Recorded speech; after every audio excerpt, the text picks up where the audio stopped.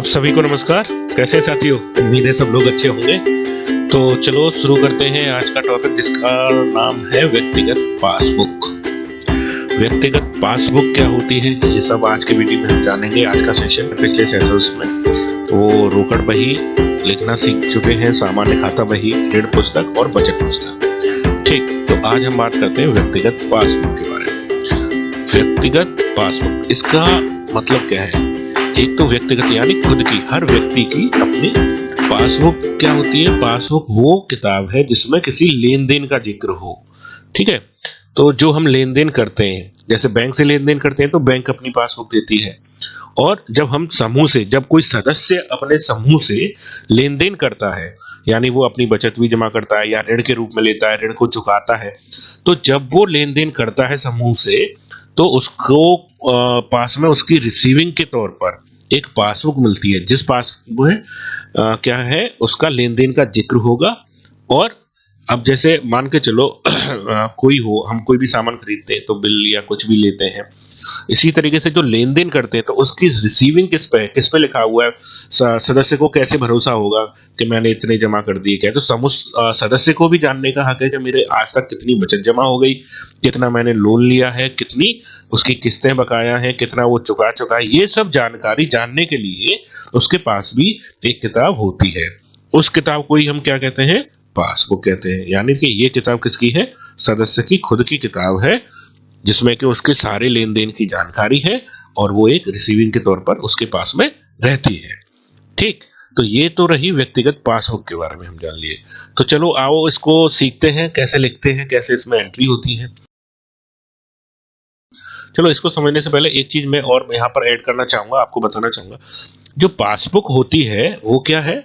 वो कहीं पे जैसे आपके जो रिकॉर्ड है, जो आपने लेन देन किया है, ट्रांजैक्शन है, उसकी एक प्रति के रूप में, यानी जो हमारे रोकड़ बही, सामान्य खाता बही, वहां पे जो लिखा हुआ है उसी की एक प्रति के रूप में आपके पास में ये सदस्य के पास में ये रहती है। वहीं से देख के इसको चढ़ाया जाता है। ठीक है, अब क्या करना है, यहाँ पे देखेंगे जो फर्स्ट पेज है उसमें आप देखेंगे लिखा हुआ है सदस्य का व्यक्तिगत विवरण, यानी जो सदस्य है जिसके लिए ये पासबुक दी गई है उसके लिए क्या है उसका विवरण यहाँ पे लिखना है। ठीक है, तो विवरण में सबसे पहले उसकी समूह में प्रवेश की तिथि, वो समूह में कब जुड़ा है, कब से बचत दे रहा है, सदस्यता संख्या, ठीक है, कौन से नंबर पर वो सदस्य समूह में, सदस्य का नाम, सपना या जो भी नाम हो, सपना और पिता पति का नाम आ जाएगा यहाँ पर। ठीक है, यहाँ पर जन्म तिथि आ जाएगी, आयु, उनकी शिक्षा कितनी है, वैवाहिक स्थिति, विवाहित है, व्यवसाय कृषि है, वार्षिक आय, उनकी जाति है, सदस्य की सामाजिक स्थिति। तो यहाँ पे हमें क्या लगाना है? टिक लगाना है। अगर वो अति गरीब है तो अति गरीब, गरीब है तो गरीब, या मध्यम परिवार से है तो यहाँ मध्यम परिवार पर टिक लगाना है। ठीक, उसके बाद में क्या आएगा? यहाँ पे सदस्य के नॉमिनी का नाम लिखा जाना है। ठीक है, नॉमिनी कौन होते हैं आप सभी जानते होंगे। वैसे तो सदस्य के नॉमिनी वो व्यक्ति है जो अगर किसी घटना के या अप्रिय घटना के समय पर, जैसे अगर सपना जी के हैं तो इनका कोई ऐसा व्यक्ति जिसको सपना जी के बाद में इनको धनराशि इनको दी जा सके। समझ में? यानी सदस्य के ना होने की स्थिति में जो नॉमिनी है उनको उनकी धनराशि दी जा सके। अगर कोई दुर्घटना हो जाती है और सदस्य नहीं जीवित रहते हैं तो उनकी जो धनराशि है, जो अगर उनकी जो धनराशि समूह की तरफ से निकल रही है, जैसे लोन वगैरह अगर उन्होंने लिया है, तो वो अगर उनको देनी है तो नॉमिनी होना चाहिए जिसको कि वो धनराशि दी जा सके। ठीक, तो यहाँ पे उनका नाम आ जाएगा, फिर उनकी आयु, उनका संबंध क्या है। ठीक है, यानी संबंध, सदस्य से उनका क्या संबंध है, और उनका सदस्य का पता क्या है। यहाँ पर अब हमें किसका पता लिखना है? सदस्य का, कि वो कहाँ है, उनकी घर संख्या, गांव, ये टोला, गांव, जिला, ब्लॉक, राज्य। उसके बाद में यहाँ पे सदस्य अपने हस्ताक्षर कर देंगे। ठीक, एक चीज और यहाँ पे, वैसे इसमें कॉलम नहीं दिया है, आप लिखना चाहें तो ऊपर लिख सकते हैं। इसकी बार बार हमने जिक्र भी की है, रोकड़ बही संख्या वगैरह और सभी जगह पे पूछा जाता है कि इनकी पासबुक संख्या कौन सी है, इस सदस्य की पासबुक संख्या कौन सी है।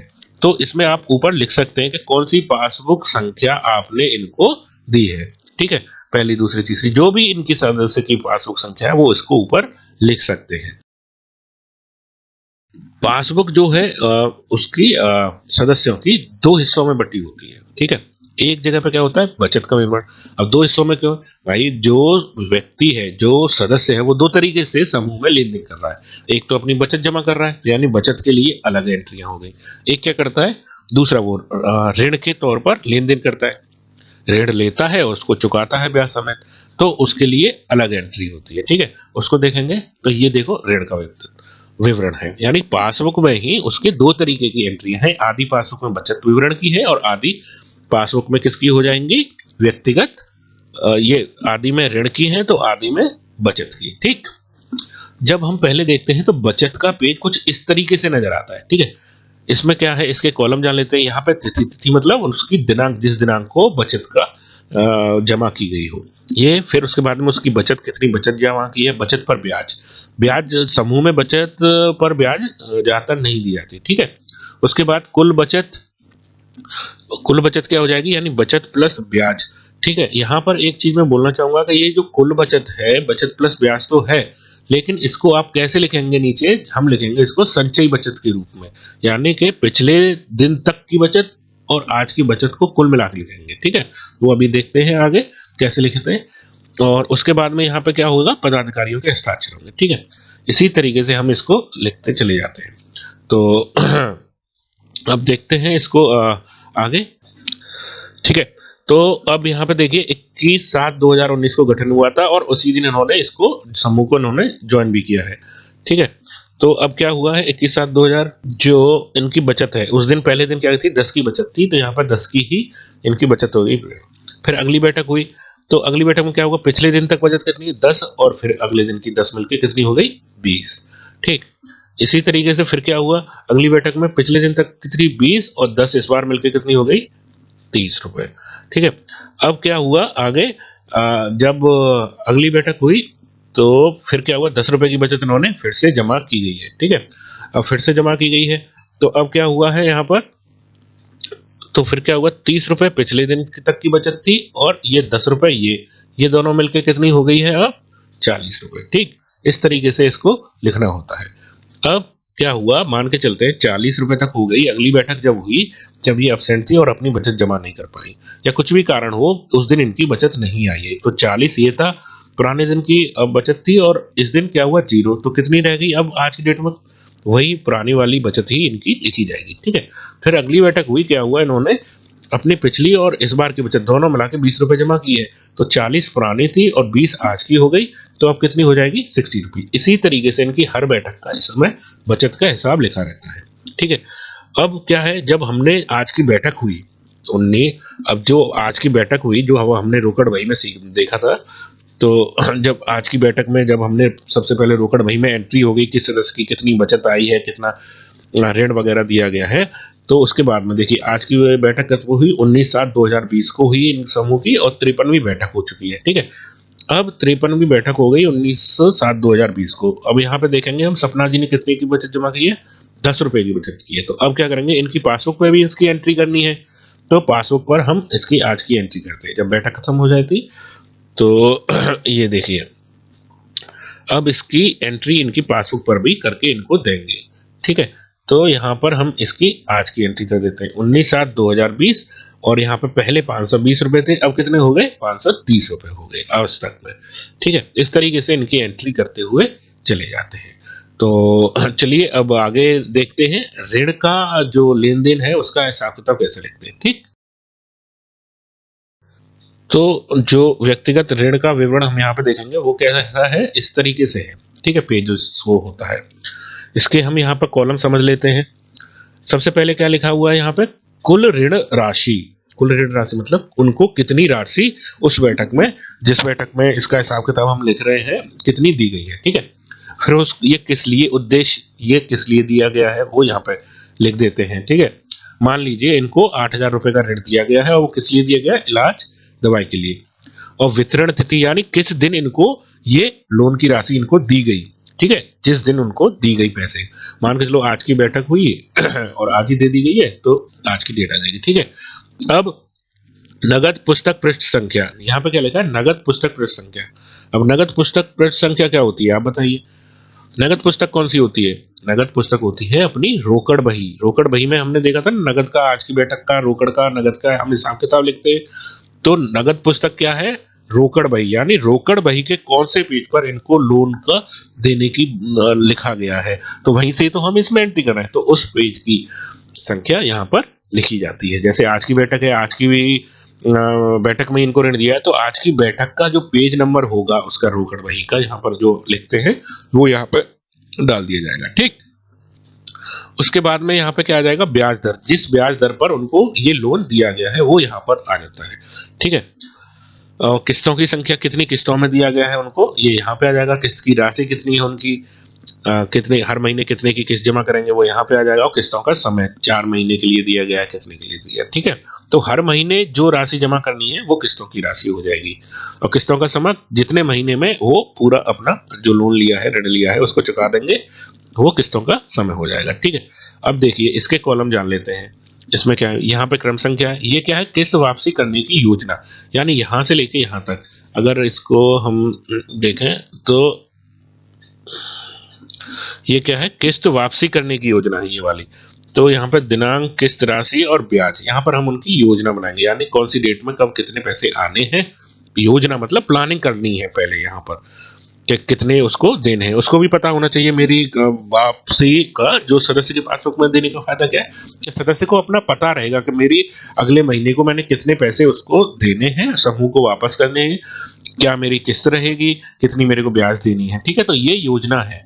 ठीक, इसके बाद में क्या है? बकाया के साथ मांग। उसको यहाँ पे मांग पता चल जाएगी कि उससे कितने समूह कितने पैसे अगली बैठक में मांगने वाला है और कितने पैसे उसको लेके जाने हैं, कितने और ब्याज जमा करनी है। ठीक है, तो जब वो अगली बैठक में आएगा सदस्य, तो वो अपना उसी हिसाब से इंतजाम करके उतने पैसे और ऋण के ब्याज के पैसे लेकर आएगा। ठीक है, अपनी पासबुक में पहले ही देख लेगा, तो उसी हिसाब से वो बैठक करने आएगा। ठीक, उसके बाद में क्या है? ऋण वापसी का विवरण।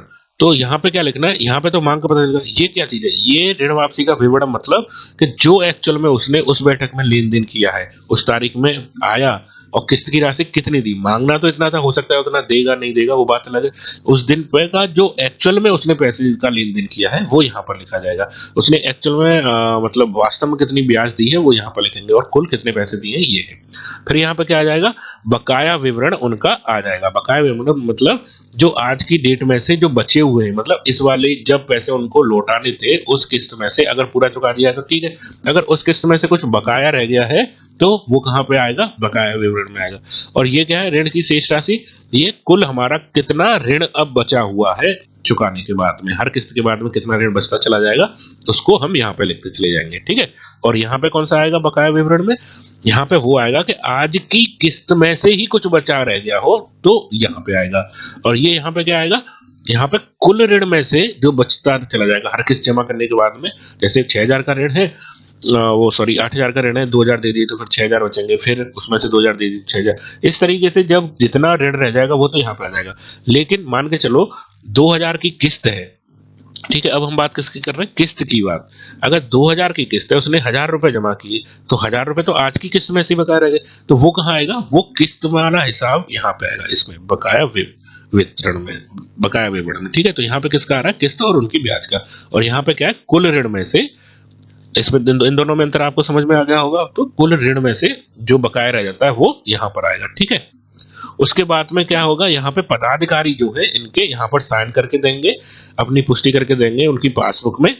ठीक है, ताकि उनको भरोसा हो सके कि ये समूह के द्वारा ही लिख कर दिया गया, ताकि वो सदस्य इसमें अपने आप से कुछ और घटा बढ़ी ना कर सके। ठीक, उसके बाद में क्या है? यहाँ पे जो लेखपाल है जब इनका पूरा हो जाएगा तो इसमें वो कर देंगे साइन, हस्ताक्षर कि हाँ ये वाली किस्त इनका ऋण पूरा हो चुका है। ठीक है, तो चलिए आज इसको पहले से थोड़ा समझते हैं कैसे ये लिखा हुआ है। हालांकि ये मैंने ऋण पुस्तक में जब हमने समझा था उसमें भी हम इसको समझ चुके हैं, लेकिन मैं फिर भी एक बार आपसे बोलूंगा कि एक बार आप इसको फिर से समझिए।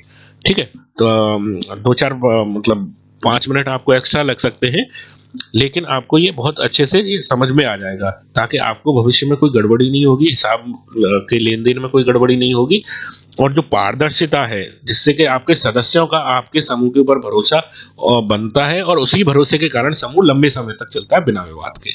ठीक, तो इसको थोड़ा समझते हैं, ठीक है, एक बार और समझते हैं ताकि आप लोगों को कहीं पे कोई और डाउट अगर कुछ रह गया हो तो वो भी क्लियर हो जाएगा, ठीक है।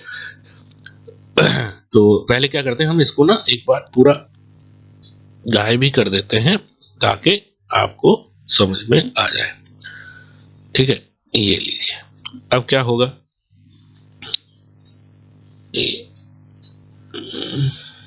ठीक। अब देखते हैं, अब जब हमको ये क्यों नहीं मैंने उठाया है, क्योंकि जिस दिन ये 8,000 रुपए इनको इलाज की दवाई के लिए दिए गए थे, उस दिन ही जिस दिन हमने इनको पैसे दिए, यानी 5/1/2020 को जब हमने पैसे दिए थे, उसी दिन इनको वापसी करने की योजना बना के पासबुक में लिख देनी है। आगे हमें इंतजार नहीं करना है कि आगे लिखेंगे, जिस दिन हम पैसे दे रहे हैं, जिस दिन उनसे बात करके हमें, अब क्यों इसकी योजना कैसे बन जाएगी, क्योंकि हमें सब मालूम है। योजना बनाने में, प्लान बनाने के लिए हमें जिन जिन चीजों की जरूरत है वो हमें मालूम है, तो वो हम योजना बना के तैयार कर देंगे। योजना बनाने के लिए क्या पता होना चाहिए भाई, इनकी ब्याज कितनी होगी, किस्तों की संख्या कितने किस्तों में इनको देना है, और हर किस्त में कितने पैसे इनसे वापस लेने, किस्त की राशि कितनी होगी, कितना महीने का समय होगा, ठीक है। इस तरीके से जब हमें ये पता है तो इनकी प्लानिंग कर देंगे। कैसे, मान के चलो 5 जनवरी के पास में इन्होंने लिया है, तो 1 महीने बाद जब इनकी बैठक हो रही है 2 फरवरी को, तो उस बैठक में ये कितनी लेंगे, यानी पहली किस्त लेंगे 2,000 रुपए की, और ब्याज कितनी ले रहे होंगे, 8,000 पर। जो ऋण लिया है पहली किस्त में, तो पहली किस्त में तो पूरे ऋण पर ही ब्याज लगेगा और 2% से लगेगा, तो 8,000 पर 2% से कितना लग जाएगा, ब्याज इनकी बन के आएगी 160 रुपए। अब क्या होगा, अगली किस्त जब आई अगले महीने, तो अब क्या होगा, 2,000 रुपए तो हमारे कम हो गए, तो 2,000 की ब्याज भी कम लेंगे अब अगली बार, तो 2,000 की ब्याज कितनी हो जाएगी, 2% से 40 रुपए कम हो जाएगी। तो यानी कि अगली किस्त जब हमारी आएगी तो वो कितनी की होगी, वो भी 2,000 की होगी, लेकिन ब्याज इस बार क्यों कम हो गई, ये 40 रुपए, क्योंकि ये वाले 2,000 तो पहले कम जमा हो चुके हैं, ठीक है।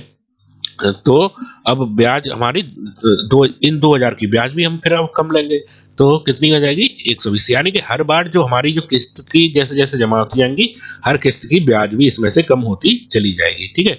यानी कि अगर 2,000 जमा किए और 120, अगर वैसे भी देखें टोटल 8,000 थे, 8,000 में से 2,000 जमा हो गए, अब कितने बचे, 6,000, तो 6,000 पर ब्याज 2% से लेंगे तो 120।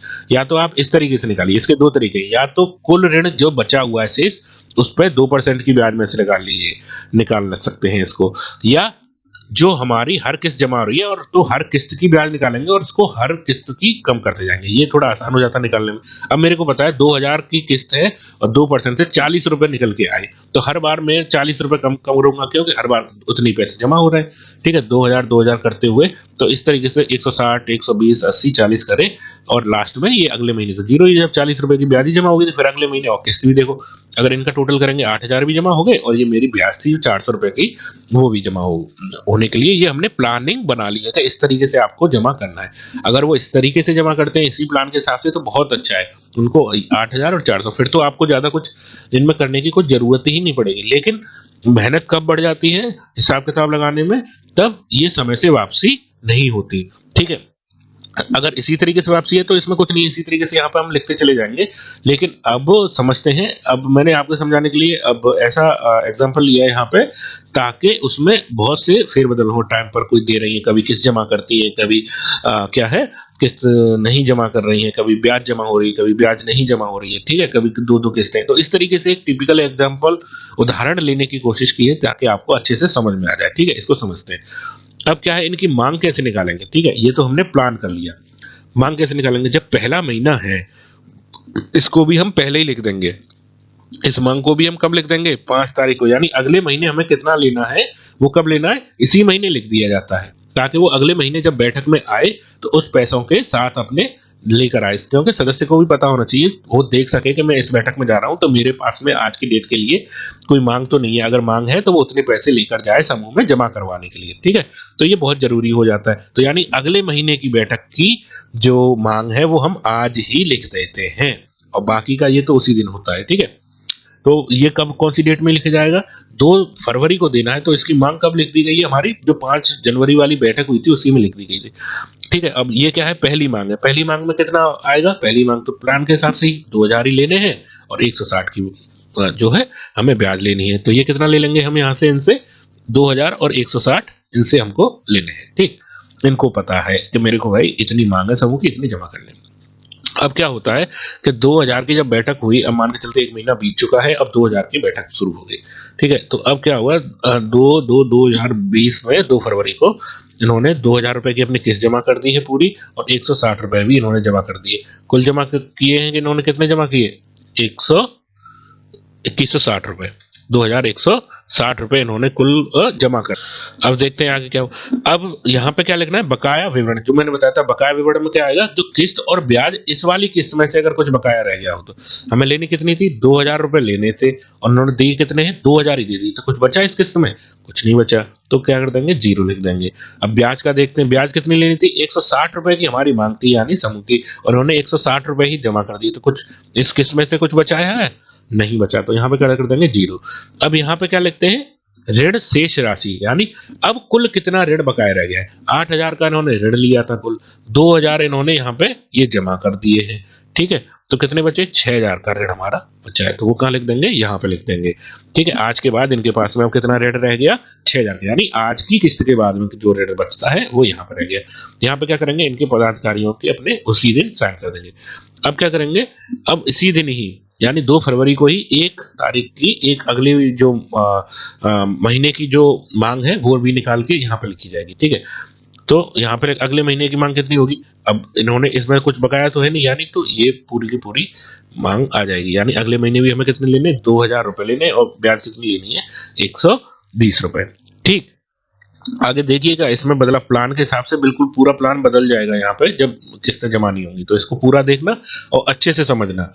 ठीक है, जल्दबाजी नहीं करनी है, हमें अच्छे से इसको समझना है, क्योंकि अगर मान के चलो कोई भी क्लास वगैरह कहीं पे भी लेने जाते हैं, अगर मान के चलो 1 घंटे की क्लास में अगर आपको ये सब कुछ सीखने को अच्छे से मिल जाता है तो कोई बुरी बात नहीं है, आपको थोड़ा सा टाइम निकालना होगा और ये सब चीजें सीखनी होंगी। ठीक, तो अब 2000 रुपए और 120 इनसे हमें लेना है। अब क्या हुआ, 1 महीने बाद जब हमारी बैठक हुई थी, अब मान के चलो टाइम पास हो गया और 1 महीना अगली बैठक हमारी तारीख आ गई। अब कितनी तारीख आ गई, 1 दिन। उस दिन क्या हुआ, इन्होंने जो हमें लेने कितने थे, इनसे 2000 रुपए लेने थे, लेकिन उस दिन उन्होंने ये किस्त अपनी नहीं जमा करी। ठीक है, अब क्या हुआ, इन्होंने सिर्फ ब्याज उस दिन जमा कर दी, यानी 120 रुपए की ब्याज थी, वो 120 रुपए जमा कर दी। तो कुल उन्होंने इस बैठक में कितना पैसा जमा किया है, कुल 120 रुपए ही जमा किया। ठीक, अब क्या हुआ, इसको कहाँ पे देखेंगे, बकाया विवरण। ठीक है, और इसकी एंट्री हम, हाँ एक चीज और मैं बता दूं, यहाँ पे जो व्यक्तिगत ऋण वितरण विवरण है, इसकी एंट्री हम कहाँ से देख के लिख रहे होंगे, आप बताइए, रोकड़ बही से देख के लिखेंगे या ऋण पुस्तिका से। जी हाँ, बिल्कुल सही। इनकी जो क्या है विवरण, वो हम ऋण पुस्तिका में इनका जो लिखा हुआ है वहां पर भी चढ़ाते हैं और साथ के साथ ये पासबुक में भी चढ़ाते हैं। ठीक है, तो इसको और जो हमारा ऋण पुस्तक थी जो हमने पिछली बार देखी थी उसमें देखेंगे तो सेम चल रहा होगा। ये देखिए ये वाला 8000, ये हमारी ऋण पुस्तक में इनका हिसाब किताब लिखा हुआ है। ठीक है, सपना जी का 8000 लिए हैं, इलाज है 4 किस्त, और इसी तरीके से ये कहाँ पे जा रही है, इसी में से देखकर ही एंट्रियां कहाँ पर चढ़ रही हैं, अब व्यक्तिगत पासबुक। फिर भी आप इसको एक बार फिर से समझिए, क्योंकि वहां पे भी बताया, एक बार मैं यहाँ पे बताऊंगा, बताने बताने में कभी कभी तरीका अलग हो जाता है, तो आपको अच्छे से समझ में आएगा, चीजें क्लियर होंगी। ठीक है, कहीं पे कोई डाउट नहीं रहेगा, क्योंकि कभी कभी एक बार समझने से चीजें नहीं आ पाती। ठीक, अब बताइए, ये बकाया विवरण यहाँ पे क्या कर रहे हैं हम, किस्त बकाया, आज की किस्त में से कुछ बकाया रहेगी क्या, आज की तो पूरी किस्त ही बकाया रहेगी, क्योंकि इन्होंने लेना इनसे 2000 था, एक भी पैसा जमा नहीं कराया किस्त में, तो किस्त तो पूरी बकाया रहेगी इनकी। ठीक है, अब क्या हुआ, अब ब्याज में देखते हैं, ब्याज इनसे लेनी कितनी थी, 120 रुपए की ब्याज लेनी थी, जमा कितनी करवाई है, देखिए 120 रुपए की जमा करवा दी है ब्याज, तो ब्याज में से कुछ बकाया रह गया, नहीं ब्याज में से कुछ नहीं बकाया, लेकिन किस्त में से बकाया रह गया।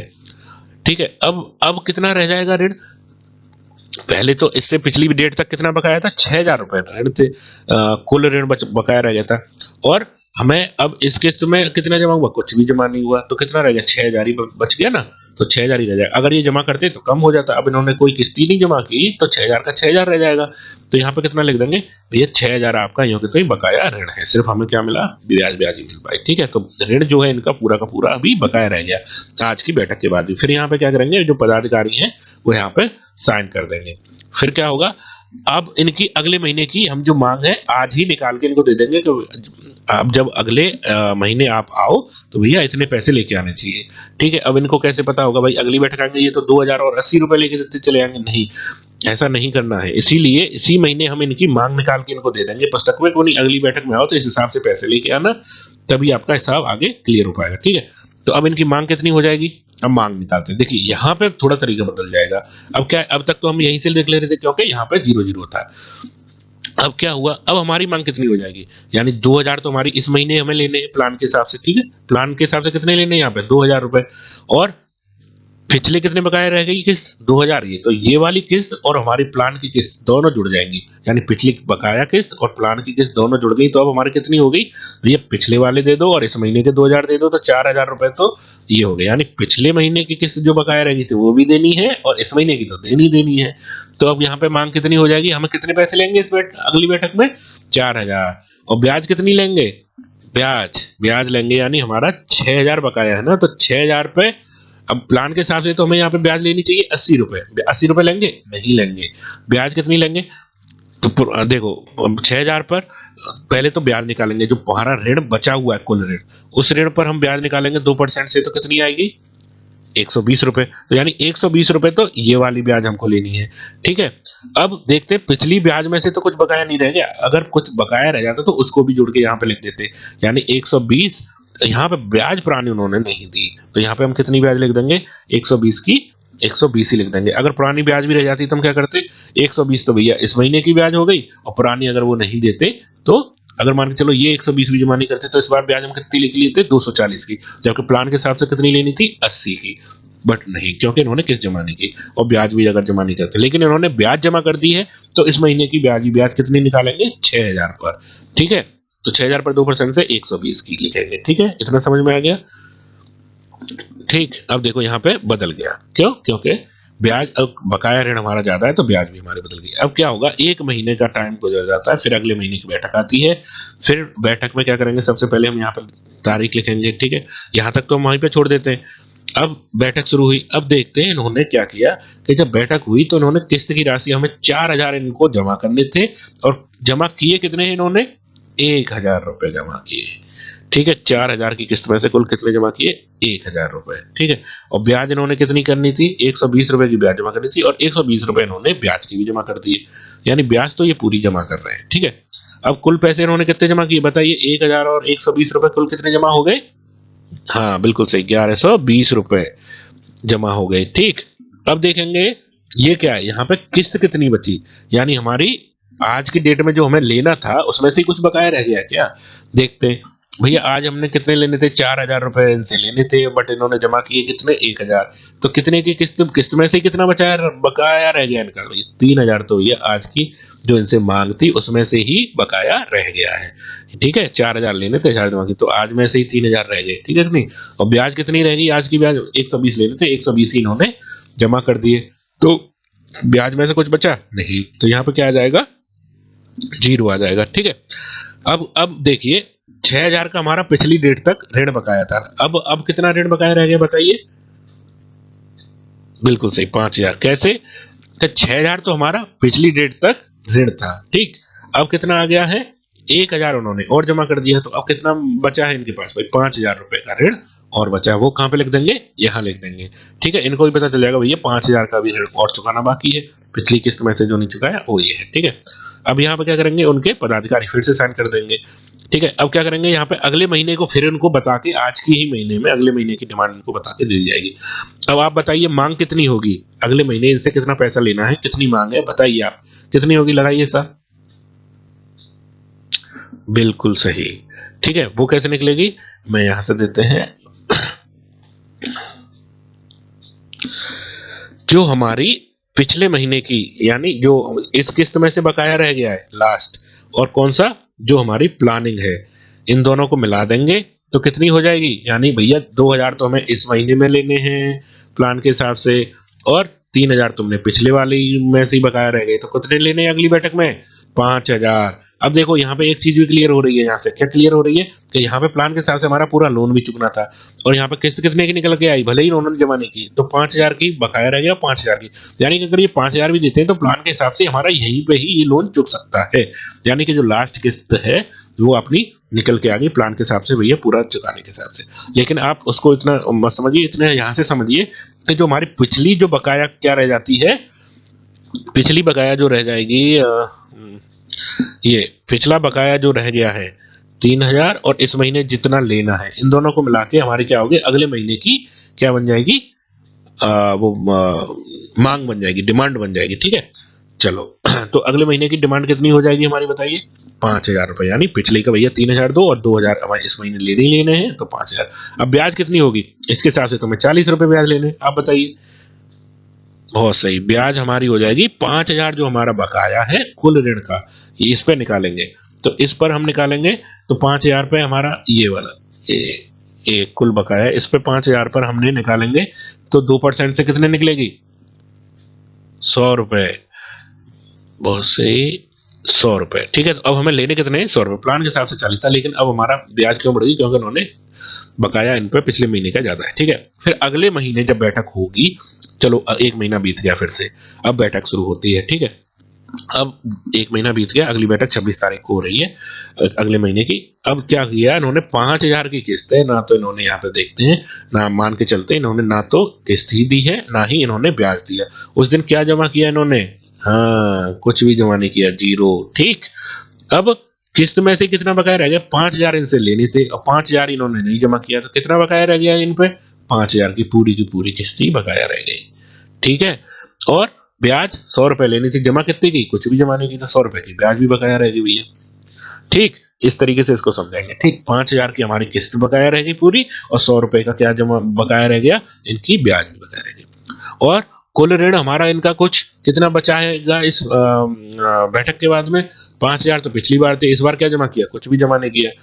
5,000 तो पिछली बार थे, ठीक है, 5,000 ये जमा थे, और इस बार क्या जमा किया इन्होंने, कुछ जमा नहीं किया, तो कितना रह जाएगा, या 5,000 के 5,000 आ जाएंगे पूरे। ठीक है, तो ये पूरे आ गए 5,000, फिर यहाँ पे क्या कर देंगे, इनके साइन कर देंगे। ठीक, अब क्या होगा, इनको अगले महीने की मांग भी बता के देनी है, तो 5,000 ये हो गए। अब 5,000 कैसे आ गए, अब 5,000 तो हमारे, मैंने बोला था यहाँ से लेंगे और प्लान की जोड़ देंगे। अब 5,000 तो हमारे पुराने जो हमें लेने हैं, पिछली किस्त में से बकाया रह गए, कितने बकाया रह गए थे, 5,000, और इस महीने के कितने लेने प्लान के हिसाब से, कुछ भी नहीं है। अब देखेंगे यहाँ से यहाँ पे, फिर देख लीजिए, 5,000 तो ये वाले लेने थे, और इस महीने का प्लान के हिसाब से क्या लेना है, कुछ भी नहीं है, यहाँ पे कुछ भी नहीं लेना, तो क्या हो जाएगा, 5,000 के 5,000 आ जाएंगे, यानी पुरानी किस्त प्लस इस महीने की 5,000 हो गए। अब ब्याज देखते हैं, ब्याज कैसे निकालेंगे, 5,000 पर 2% से कितने हो गए, 100 रुपए की तो ब्याज हमें इस पूरे ऋण पर लेनी है। ठीक है, यानी जो हमारी इस महीने की ब्याज कितनी बन रही है, 5,000 पर 2% से लेंगे। ठीक है, तो कितनी बन गई, 100 रुपए की ब्याज तो हमें 5,000 पर लेनी है। ठीक है, और पुराने कितनी ब्याज बकाया रहेगी, देखते हैं, पुरानी पिछली बैठक में 100 रुपए की ब्याज पुरानी रहेगी, तो कितनी ब्याज लेंगे, पुराने महीने की 100 रुपए, और इस महीने की 100 रुपए, कितनी ब्याज ले लेंगे, 200 रुपए की ब्याज उनसे लेनी है। तो ये हमें पता चल गया, भैया 5,000 हमारे किस्त की दे दो, 200 रुपए ब्याज के दे दो, पिछले महीने की और इस महीने की। ठीक है, अब एक महीना बीत गया, फिर से बैठक हुई, फिर क्या हुआ, इन्होंने फिर कुछ नहीं जमा किया, मान के चलते हैं। अब क्या हो जाएगा, फिर इन्होंने जीरो हो गए। अब बकाया कितना रह गया, भैया 5,000 इनसे लेने थे, जमा कितना किया, फिर कुछ जमा नहीं किया, तो बकाया कितना रह गया इस किस्त में ही, इस किस्त पूरी की पूरी बकाया रह गई। ठीक है, और अब ये ब्याज कितनी रह गई, यहाँ पर 200 लेने थे, दिए कितने, 200 नहीं दिए। अब यहाँ पे जमा कितने करने हैं हमको, इनकी बकाया कितनी रहेगी, ब्याज ब्याज भी इनकी ब्याज भी इनकी 200 रुपए की बकाया रहेगी। ठीक है, चलिए अब देखते हैं, अब यहाँ पे क्या लिखेंगे, कुल ऋण कितना बचा है आज की बैठक के बाद, 5,000 पिछली बार था, और किस्त कुछ जमा की, नहीं जमा की आज की डेट में, तो कितना बकाया रह जाएगा, 5,000 का ही ऋण फिर से बकाया रह गया। फिर यहाँ पे क्या कर देंगे, जो सदस्य हैं वो साइन कर देंगे, फिर अगली बैठक में मांग निकालेंगे। मांग कैसे निकलेंगे, 5,000 हमने लेना था, और इस महीने के प्लान के हिसाब से कुछ नहीं है, तो यानी वो पुराना का पुराना पूरा ही इनको लेना है, तो 5,000 की तो किस्त ही हमारे लेनी है। और ब्याज कितनी हो जाएगी, 5,000 पर इस महीने की 2% से ब्याज, तो 100 रुपए ये हो गई, और 200 रुपए पिछली मीटिंग तक की बकाया है, तो 200 पिछले महीने तक की ब्याज, और 100 इस महीने जो हमें लेनी है, तो 200 और 100 मिला के 300 रुपए की इनके पास में ब्याज रह जाती है। फिर अगले महीने की बैठक होती है। ठीक है, तो क्या होगा, ये इनकी अगले महीने इन्होंने क्या किया, 5,000 में से 1,500 की तो किस्त जमा कर दी, लेकिन ब्याज इन्होंने पूरी जमा कर दी। तो कुल इन्होंने कितने पैसे जमा किए हैं, 1,800 रुपए जमा कर दिए। अब बच्चे कितने, 5,000 के लेने थे, 1,500 जमा कर दिए। तो अब इस किस्त में से 5,000 की किस्त में से कितने बच गए, 3,500 रुपए तो यही बच गए। ठीक है, और ब्याज कितनी बची भाई, 300 लेनी थी, 300 ही दे दी, तो ब्याज कितनी हो गई अब, जीरो, जो बकाया है। ठीक है, अब बकाया ऋण कितना रह जाएगा, यानी 5,000 का हमारा पिछली बैठक तक जो ऋण था और 1,500 रुपए इस महीने में जमा हो गए, तो कितने का बचेगा, 3,500 रुपए का और बकाया रह जाएगा। ठीक है, यहाँ पर फिर से पदाधिकारी हमारे साइन कर देंगे। ठीक, अब क्या होगा, इसके बाद में यहाँ पर देखेंगे अगले महीने की मांग कितनी बनेगी, जो हमारा पिछले महीने की जो किस्त में से बचा है, कितना बचा है, 3,500 रुपए वो, और इस महीने के प्लान में तो कुछ है ही नहीं। तो 3,500 रुपए वही हमारे जो कुल बकाया रह गए थे पिछली किस्त तक के, वो बन गए।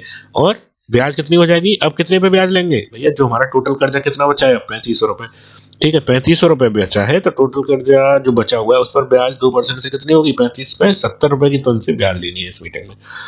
ठीक है, अब अगले महीने की जब बैठक हुई, फिर क्या हुआ, इन्होंने 3,500 अपने जमा कर दिए पूरे, और 70 रुपए इन्होंने ब्याज के भी जमा कर दिए, और 3570 इस तरीके से पूरे इनके जमा हो गए। तो कुछ बचा भाई, 3,500 इनसे लेने थे, 3,500 ही जमा कर दिए, तो किस्त में कुछ बचा, कुछ नहीं बचा। ब्याज में कुछ बचा, कुछ नहीं बचा। और 3,500 रुपए उनका पुराना कर्ज था, और इस बार किस्त में भी 3,500 रुपए जमा कर दिए, तो कर्ज में कुछ बचा, कुछ नहीं बचा, ऋण। अब क्या है, यहाँ पे साइन हो गए पदाधिकारी, यानी कि ये सब 0,0,0 हो गया इनका, यानी अब कुछ भी बकाया नहीं है। तो इस तरीके से इनका पूरा जमा हो जाएगा। अब इसको भी हम टोटल करेंगे नीचे। अब एक चीज यहाँ पर देखेंगे फिर से, कि इसको जो हम जो देख रहे हैं, इसको हम टोटल करते हैं, इसका टोटल करते हैं। ठीक, इसको टोटल करते हैं। अब इनको जोड़ेंगे, देखो 2, 1, 1,500, 3,500, तो 8,000 तो पूरा ऋण, यहाँ पे 8,000 लेना था, 8,000 का 8,000 हमें मिल गया। ब्याज, ब्याज 400 लेनी थी, लेकिन हमें मिली कितनी है, इसका टोटल किया तो इन सबका 160, 120, 120, 370, 770 रुपए। ब्याज क्यों बढ़ गई, क्योंकि इन्होंने टाइम से अपना ऋण नहीं चुकाया। ठीक है, इनसे कुल कितने पैसे लिए, 8,770, लेने कितने थे, 8,484 रुपए लेने थे, और 8,770 रुपए इनसे लिए गए। फिर यहाँ पे क्या लिख देंगे, पूरा ऋण चुकाया जा चुका है, जब ये इनका बचेगा नहीं कुछ पूरा, और यहाँ पे साइन कर देंगे, ताकि हमें पता चल जाएगा ये वाला ऋण सदस्य को भी पता होना चाहिए, ये वाला मेरा क्लियर हो गया, ताकि अगले महीने जब भी ले तो उसको पता चल जाए। ठीक है, बस और 2 मिनट इसमें हम समझते हैं कि ज्यादा नहीं बचा है। चलो इसमें क्या देखते हैं, इसमें आज की एंट्री देखते हैं। अगर आज हम कोई लोन लेते हैं तो उसकी एंट्री हम इसमें कैसे करेंगे, ठीक है, उसको समझने के लिए देख लेते हैं इसमें क्या होगा। तो अगर हमने मान के चलते यहाँ पे आज की बैठक हुई थी 19/7/2020 को, और नगद पुस्तक पृष्ठ संख्या कौन सी थी, 53वीं बैठक की, तो मान के चलते 53वें पेज पर आज की बैठक हुई थी, रोकड़ बही पृष्ठ संख्या। ठीक है, तो रोकड़ बही के 53वें पेज नंबर पर इनको ऋण मंजूर होकर दिया गया है, वहां पर एंट्री है इसकी। ठीक है, वो लिख देंगे। ठीक, अब क्या है, इसकी प्लानिंग कहाँ कहाँ पर होगी, एक तो व्यक्तिगत ऋण जो पासबुक है सदस्य की, व्यक्तिगत पासबुक, उसमें भी प्लानिंग करके लिखनी है, प्लस और किस में लिखोगे, ऋण पुस्तक में भी लिखोगे। ऋण पुस्तक समूह के पास रहेगी, ताकि वो हिसाब किताब दे सके, और पासबुक किसके पास रहेगी, सदस्य के पास रहेगी, वो भी अपना हिसाब किताब देख सके। इस तरीके से क्या है, दोनों का कोई कंफ्यूजन नहीं रहेगा, हिसाब किताब बराबर मैच रहेगा। ठीक है, कहीं पे कोई गड़बड़ी होने के चांस नहीं है। तो अब क्या करेंगे, इनकी जो ऋण है उसकी प्लानिंग कर लेते हैं, और आज ही दिया है तो आज तो किस्त तो वापस आनी नहीं है। ठीक है, तो इनकी क्या करेंगे, हम यहाँ पर इनको देना कितना है उसके प्लानिंग कर देते हैं। अगर आज की बैठक में ही है, अगले महीने तक की प्लानिंग करनी है, तो कैसे करेंगे, आज के बैठक में तो इनका पूरा प्लान तैयार करेंगे। हमें मालूम है इन्हों की किस्त की संख्या कितनी है, 8 महीने में इन्होंने चुकाना है, 1,500 रुपए की किस्त है, 12,000 का कुल कर्जा है, 8 महीने चुकाएंगे, 2% की ब्याज है। ठीक है, तो पहली किस्त यानी 1,500 की 8 किस्त बना दी, 1, 2, 3, 4, 5, 6, 7, 8। हर महीने की बैठक की तारीख लिख दी, अगले महीने जब भी बैठक होनी, अगली महीने जब भी बैठक तारीख पड़ेगी, आप देखेंगे कैलेंडर में, जिस दिन बैठक होगी उस अगले महीने की बैठक की तारीख लिखते चले जाएंगे। यहाँ पे लिख देंगे हर महीने की किस्त 1,500, 1,500, 1,500। ठीक है, अब क्या है, 2% की ब्याज लेनी है, तो पहली की ब्याज कितनी आएगी, किस्त कुल कर्जा कितना है हमारा, 12,000 का। 12,000 पर 2% से कितना हो गया, 240 रुपए की हमारी पहले महीने की ब्याज होगी। अब इसमें से अगर हम ऐसे निकालेंगे तो 12,000 में से 1,500 जमा हो गए तो कितने बचे, 10,500। अब 10,500 पर 2% से निकालेंगे तो 210 की ब्याज बनेगी। या तो इस तरीके से निकालिए, या एक तरीका ये है कि हम एक किस्त की निकाल लेते हैं, क्योंकि एक किस्ती कम हो रही है तो ब्याज भी कम कर देंगे। ठीक है। एक किस्त कितनी कम हो रही है? 1500 रुपए। 1500 रुपए की ब्याज कितनी कम हो रही है 2% से? 30 रुपए कम हो रही है हर किस्त में। तो हर किस्त में हम क्या करेंगे, 30 रुपए की ब्याज कम करते चले जाएंगे। यानी 1500 ये कम हो गए इस बार, तो ब्याज 30 रुपए कम कितनी होगी, 240 से 210। फिर 1500 इस बार जमा हो गए, फिर ब्याज कितनी कम होगी, 210 से 30 रुपए कम किए 180। फिर 1500 रुपए जमा किए, फिर ब्याज कितनी कम होगी, 180 से 30 रुपए 150 रुपए। फिर 1500 अगले किस्त में जमा होंगे तो फिर ब्याज कितनी लेनी होगी, फिर 30 रुपए कम की ब्याज लेनी होगी। फिर अगर 1500 रुपए जमा होंगे और फिर ब्याज कम कितनी कम, 30 रुपए फिर कम लेनी होगी 120।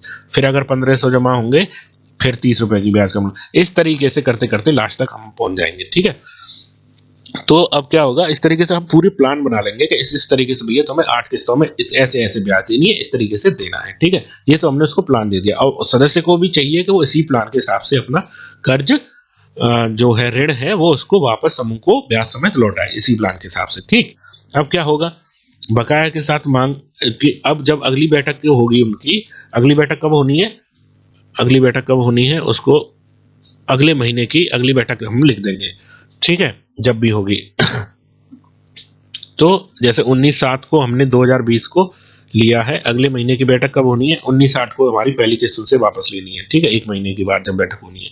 ठीक, अब क्या करेंगे, यहाँ पर उनसे लेनी कितनी है, तो पहली मांग कितनी बन जाएगी, 1500 रुपए और 240 प्लान के हिसाब से इतनी लेनी है। ये लिखकर हम उनको दे देते हैं कि भैया अगली बार जब आओ इतने पैसे लेकर आना। जब वो लेकर आएंगे तो बाकी की एंट्रियां हम इसी तरीके से करते चले जाएंगे जैसे वो दे रहे हैं। ठीक है, तो यहाँ तक उम्मीद है मेरे को बहुत अच्छे से आपको समझ में आ गया होगा, कोई डाउट नहीं रहा होगा।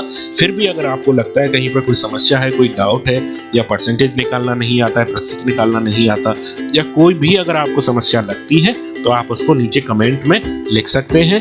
ठीक है, तो मैं कोशिश करूंगा आपकी उस समस्या का समाधान। आज के लिए इतना ही। फिर भी हमारा हर दिन एक क्वेश्चन आंसर सेशन रहता है कि हम कुछ ना कुछ क्वेश्चन आपसे पूछते हैं। तो आज का जो क्वेश्चन है वो आप मेरे को बताइए थोड़ा सोच समझ के कि बैंक की पासबुक में और इसमें समूह की पासबुक में क्या अंतर हो सकता है आपके हिसाब से। आप ये आपका होमवर्क है, आप सोचिए समझिए। ठीक है, मैं इसको आगे वीडियो में बताऊंगा क्योंकि ये इतना बड़ा क्वेश्चन भी नहीं है इसका मैं आंसर दूं। ठीक है, फिर भी आप लोग इसको समझिए। ठीक है, थोड़ा सा दिमाग दौड़ाइए। चलो तो फिर आज का वीडियो यहीं पर समाप्त करते हैं और फिर मिलते हैं अगले वीडियो में जिसमें हम लिखना सीखेंगे किसके बारे में, कार्यवाही पुस्तक के बारे में। ठीक है, तो अगला वीडियो जब भी मैं डालूंगा उसकी जानकारी आपको कैसे मिलेगी कि वीडियो डाल दिया है, उसके लिए आपको हमारा चैनल अगर आपने अभी तक सब्सक्राइब नहीं किया है तो क्या करेंगे, हाँ सब्सक्राइब कर देंगे। और जिन्होंने और वीडियो को यहाँ से लाइक कर देंगे, और जिन्होंने अभी तक सब्सक्राइब ना किया हो चैनल वो इसको पहले सब्सक्राइब करेंगे। सब्सक्राइब करने के बाद में इस तरीके से लिखा जाएगा सब्सक्राइब, उसके बाद में उसका जो बेल आइकन है, जो घंटी बनी हुई है यहाँ पर, उसको प्रेस कर देंगे, यानी उसको भी दबाना है। उसके बाद में अगर आपको वीडियो अच्छा लगता है और आप इसको किसी और दूसरे को दिखाना चाहते हैं, शेयर करना चाहते हैं, तो आप इसको यहाँ से शेयर भी कर सकते हैं। तो चलो आज का टॉपिक यहीं पे खत्म करते हैं। आप सभी को धन्यवाद और खुश रहें, आबाद रहें। मिलते हैं अगले वीडियो में।